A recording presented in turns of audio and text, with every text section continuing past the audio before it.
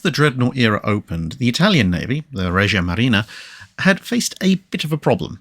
Their main rivals were their ostensible allies, the Austro-Hungarians, and whilst the latter could concentrate their navy in a pretty confined area, Italy had a much longer coastline to defend in the Adriatic, plus interests elsewhere in the Mediterranean, and an entire western coastline plus Sicily to worry about as well, and that was just the homeland.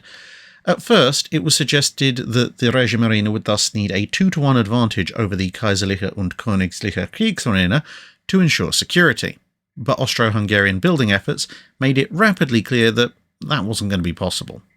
The ratio continued to slip as delays to the construction of the first Italian dreadnought, Dante Alighieri, continued, and similar issues attended the three-strong Conte de Cavour successors. The Regia Marina had been able to get permission in its naval program for 6 modern battleships, which would in theory give a 1.5-to-1 advantage over the Austro-Hungarians, assuming that they didn't build anything further for a while after they finished the Tegetthoffs. Then, in 1910, whilst Dante was still building and work on the Cavours had barely started, General Edoardo Masdea, the Regia Marina's chief naval engineer, died. Very careless of him. Giuseppe Valsecchi, who stepped into the post, realised time was of the essence, and so for the final 2 battleships of this first Italian dreadnought programme, he took the pre-existing design for the Cavours and decided to just recycle it with a few minor changes and improvements. This would result in what is technically called the Duilio class, but is often called the Andrea Doria class, to try and avoid confusion with the previous Italian Duilio class of ironclads. Unlike later ships to bear the name, Duilio did not officially carry the prefix Caio, which later ships to inherit the name would do, although colloquially she was often referred to as Caio Duilio in many World War II documents. Dimensions, therefore, remained about the same as the Cavours, and the normal displacement actually fell by 180 tons to 22,970 tons, although the fully loaded displacement went up from 25,080 to 25,200 tons. This ship was then pushed through the water by a power plant that generated 1,000 more shaft horsepower at 32,000 total, courtesy of 8 oil-fired and 12 mixed-fuel boilers of a newer design than the previous ships. This allowed the Andrea Dorias or Duilios to go up to between 21 and 21.5 knots in normal conditions.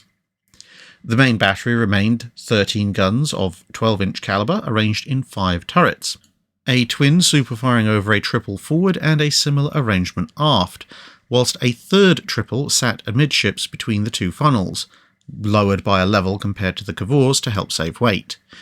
The secondary battery went down from 18 to 16 guns, but increased in caliber from 4.7 inches to 6 inches. These were arranged in 2 clusters of casement mounts below the fore and aft turret arrays. Unusually for a dreadnought, there was also a tertiary battery of no less than 19 single 3-inch guns that were designed to be easily repositioned, simply needing to be bolted down to the pre-prepared anchor plates that were scattered around the ships, of which there were 34 per ship. There were also 3 underwater torpedo tubes, 1 on each broadside up front, and 1 facing aft at the stern. Each launcher carried 3 torpedoes. Armour was a little on the thin side, a belt of just under 10 inches thickness at maximum, with a total of 4 armoured decks of various descriptions that added up to a little bit over 3 inches if you counted the armour only, or a little bit over 5 inches if you counted the deck plates as well, although obviously the collective resistance of these was somewhat less than simply adding up all the various thicknesses. The turret faces had the single thickest armour at 11 inches, with about 9 inches found on the barbettes. The casemates had 6 inches of armour, which was an increase of about an inch over their predecessors.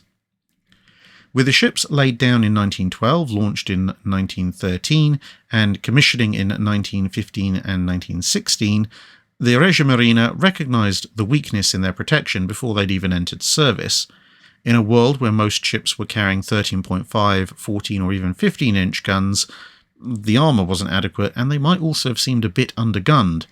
But their 13 barrels were numerous, and industrial limitations, as well as the need to build quickly, meant that there'd been no time to consider or develop other calibers. Neither ship saw much interesting active duty during World War I, although the immediate aftermath saw the ships being used as shows of force in disputes over the control of various cities and coastlines in the Mediterranean. By the 1930s, though, it was clear that the French Marine Nationale would be ahead of the curve when it came to modern capital ships, as the Littorios would not be ready for some time, whilst Dunkirk and Strasbourg would soon be in the water. And so a programme of modernising the Italian older battleships began. The Cavours went first, and in 1937 the Dorias followed. The changes were huge. A new extended bow, a new Pugliese torpedo defence system, the removal of the midships turret, the boring out of the remaining 10 guns to 12.6-inch calibre, all of these smaller guns and torpedo tubes being replaced with 4 triple 5.3-inch turrets clustered in super-firing pairs either side of the bridge, plus 10 single 90mm or 3.5-inch anti-aircraft guns in single mounts, 5 per side, and a number of 37mm and 20mm medium and light anti-aircraft guns also being fitted, although the exact number of these last weapons would vary quite considerably over the course of World War II. New rangefinders and fire control systems were also fitted, and the machinery was almost entirely replaced, which theoretically allowed the ships to hit 27 knots, at least on trials. However, the Italian habit of running their ships on trials with rather important bits missing, like, say, the entire main battery, meant that in practice the ships could make about 26 knots, which was still an impressive increase over just over 21. The deck armour was also slightly improved. The ships then re-entered service in the spring and autumn of 1940 and took part in a number of operations until the raid at Taranto damaged Duilio enough to have her run aground before being taken away for repairs. Andrea Doria kept up her attempts to catch enemy convoys, but apart from being involved in the First Battle of Sirte, nothing much else of note was accomplished by either ship before fuel shortages curtailed operations. Although preparing to sortie to attack the Allied landings in Italy in 1943, the order to stand down came before they could sail, and both ships as a result would survive the war. They were returned to full Regia Marina service at the end of the conflict until they were decommissioned in 1953 and then sold for scrap in 1956. That's it for this video. Thanks for watching. If you have a comment or suggestion for a ship to review, let us know in the comments below. Don't forget to comment on the pinned post for dry dock questions.